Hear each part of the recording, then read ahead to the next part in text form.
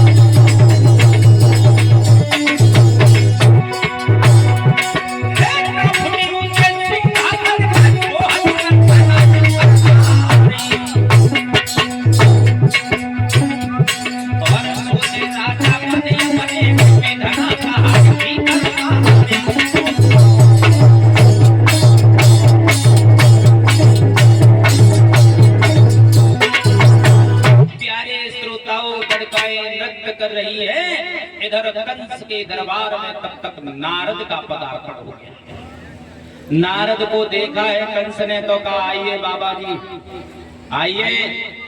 वैसे तो हमें महात्माओं से कुदरती घृणा है, लेकिन मैं तुम्हारा सम्मान करता हूँ और तुम्हारा सम्मान करता हूँ ना तो सिर्फ इसीलिए करता हूँ कि तुम कोई ना कोई हमें अकल की बात बताती हो। नारद ने जब कंस को उदास देखा तो नारद ने कंस से पूछा एक बात बताओ, ये चेहरा फूल जैसा मुरझाया काहे को है? आज के पहले जब आते थे तो ये चेहरा जो था ना ये बड़ा खुश नजर आया करता था, ये चेहरे पे उदासी क्यों छाई हुई है? कंस बोला बाबा जी क्या बताऊं क्या बताऊं। देवताओं ने आकाशवाणी की थी और ये कहा था कि देवकी के उदर से 8वां बालक जो होगा ना वो हमारी मौत का कारण बनेगा। तो फिर तुमने क्या किया? मारा नहीं देवकी को? बोले मारा नहीं, मैंने छोड़ दिया और उसके बाद में मैंने उसे हाथों में हथकड़ी पैरों में बेड़ियां और जेल में डलवा दिया। फिर कोई पुत्र हुआ? बोले 6 पुत्र हमने मार डाले, 7वां गर्भ खंडित हो गया, 8वें में कन्हैया नहीं कन्या ने अवतार धारण किया। और जब उसे मैंने मारना चाहा तो वो हाथ से छूट गई और गोकुल में पहुंची और उसने एक आवाज लगाई है कि तू हमें क्या मार सकता है, तेरे मारने वाला तो गोकुल के अंदर पैदा हो गया। फिर तुमने क्या किया? बोले बाबा जी हमने बड़े बड़े बलवान योद्धा भेजे, अकासुर भेजा, बकासुर भेजा, वृषासुर भेजा, भौमासुर भेजा, तृणावत भेजा, केसी भेजा, धेनुकासुर भेजा, षटकासुर भेजा, लेकिन कोई लौट करके नहीं आया। किसी ने आकर के ये नहीं बताया कि हमारा काल छोटा है, मोटा है, गोरा है, काला है। फिर अब क्या कर रहे हो? बोले अब तो पश्चाताप कर रहे हैं। तो नारद ने जब कंस के ऐसे वचन सुने तो नारद बाबा ने कह दिया कंसराज हमें ऐसा लगता है कि मौत आ गई। और जो ये कहा तो कंस गद्दी से उछल पड़ा, बाबा जी के घर से आई। बोले मौत दिखाई नहीं देती। तो कंस ने नारद के पैर पकड़ लिए और एक बात कही, देखो नारद बाबा जी तुम कोई ना कोई हमें युक्ति बताती रहते हो, कोई अकल बताओ। देखो भैया मैं मरना नहीं चाहता, मरने से हमें बड़ा डर लगता है। नारद ने कहा आए हैं तो कोई ना कोई अकल तो जरूर बताएंगे तुम्हें, और हम तो ये चाहते हैं कंसराज कि जितनी जल्दी हो सके उतनी जल्दी तुम्हारा उद्धार हो जाए। कंस बोला देखो बाबा जी तुम समझ गए, मैं मरना नहीं चाहता, कोई अकल बताओ। तो नारद ने कहा कि क्या मुसीबत किससे है? बोले नंद नाम का एक अहीर है वृंदावन में। पहले तो वो गोकुल में रहता था, अब उसने वृंदावन में जाकर के अपना आवास बना लिया है। उसी के घर में दो पुत्र बताए जाते हैं जिनका नाम है कृष्ण और बलराम। ज्योतिषियों का ऐसा कहना है कि कोई दोनों हमारे काल हैं। नारद बोले कंसराज हमें तो तुम बिल्कुल पागल लगते हो। बोले क्यों? पागल नहीं और क्या हो, तुम जरा जरा से बच्चों से डर रहे हो। इतनी भारी फौज है तुम्हारे पास में, इतने बलवान खुद हो और जो डरे तो जरा जरा से बच्चों से। कंस बोला बाबा जी तुम नहीं जानते हो। बोले क्या नहीं जानते? का तुम नहीं जानते हो ने वो दोनों जो है ना, जिस दिन से जन्म लिया है उस दिन से मेरा जीना हराम हो गया। नारद बोले मूर्ख हो बिल्कुल। बोले वो क्या बंधन होगा और मकड़ी के धागा कच्चे से, और तुम भूपटरिये राजा जरा अहीर के बच्चों से। क्या आप कंसराज बिना मतलब की बात करते रहते हो?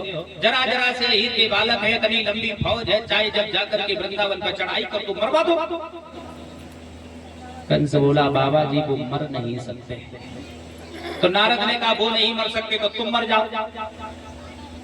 तो कंस बोला बाबा जी तुम बिना मतलब की बात करते हो, मैं मरना तो चाहता ही नहीं, हमें मरने से बड़ा डर लगता है, कोई अकल बताओ। प्यारे श्रोताओ, तो कंस को नारद समझाते हैं और कहते हैं अकल की बात अगर पूछ रहे हो ना तो मैं एक अकल बता रहा हूं। एक पत्र लिखो और पत्र लिखो यादवों के नेता बाबा नंद, अत्र कुशलम तत्रास्तु। अग्रम समाचार ये है हमारे यहाँ पर हमें 2 छपलियां कमल के पुष्पों की आवश्यकता है और वो पुष्प काली देह के अंदर हैं। 2 दिन के अंदर अगर वो पुष्प नहीं आए तो तुम्हें और तुम्हारी सारी बिरादरी को हम जेल में डाल देंगे। पत्र लिख दिया और पत्र लिखने के बाद में आज अक्रूर जी को दिया और अक्रूर जी से कहा है कि ले जाओ और ले जाकर के कन्हैया और बलराम को दे देना। फूल तोड़ने के लिए जाएंगे और फूल तोड़ने के साथ साथ खुद ही अपने प्राणों को गंवा जाएंगे। प्यारे श्रोताओं, अक्रूर जी ने कहा है कि कंसराज ये पत्र लेकर के हमें भेज रहे हो, गलत कर रहे हो। अरे तुम नहीं जानते हो कन्हैया के जितने करीब जाओगे ना मौत उतनी ही तुम्हारे करीब आती जाएगी। कंस ने कहा तुम हमारे नौकर हो, मंत्री हो, राजा नहीं जो हमें सलाह दे रहे हो। ये पत्र लेकर के दे आना दोनों को। प्यारे श्रोताओं, अक्रूर जी चले पत्र लेकर मथुरा से वृंदावन में आए हैं। बाबा नंद ने जब देखा है तो पूछा है अक्रूर जी से जिस दिन से गए हो उस दिन से आज आए हो, ये पूरब के सूर्य पश्चिम में उदय क्यों हो रहे हैं? तो अक्रूर जी ने कहा बाबा मैं आया हूँ लेकिन तुम्हारे भले के लिए नहीं आया। फिर तो कहा पापी कंस ने पत्र भेजा है। प्यारे श्रोताओं, जब आज ऐसे शब्द कहे बाबा नंद को वो पत्र सुनाया है पढ़ करके तो बाबा का हृदय विपरीत हो गया। मैया ने जब सुना है तो माँ फूट फूट करके रोने लगी, कहने लगी कि जिस दिन से कन्हैया बलराम ने हमारे घर में जन्म लिया है ना उसी दिन से कंस कोई ना कोई उपद्रव मचाता रहता है, सुख से नहीं सोने दे रहा। प्यारे श्रोताओं, तब तक भगवान का आना हो गया और भगवान ने पूछा है माँ तेरी आंखों में आंसू क्यों है? मैया बोली लाला कंस के यहाँ से पत्र आया है, 2 छपलियां कमल के पुष्प मंगवाए और वो पुष्प काली देह के अंदर है, जो तोड़ने जाएगा वो लौट करके नहीं आएगा। भगवान बोले मैया क्यों नहीं जानती, हमने और बलराम भैया में इतनी ताकत है। बोले कितनी तो का सुनना।